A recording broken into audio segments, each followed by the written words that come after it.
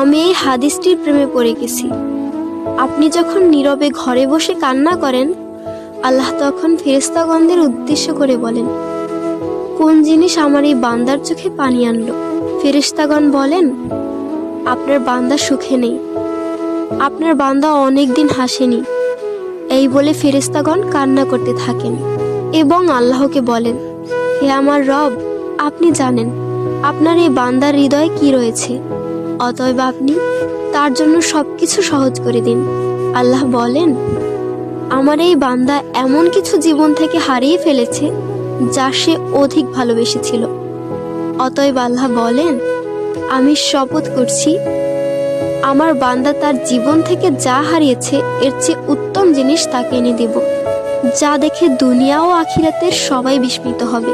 আলহামদুলিল্লাহ।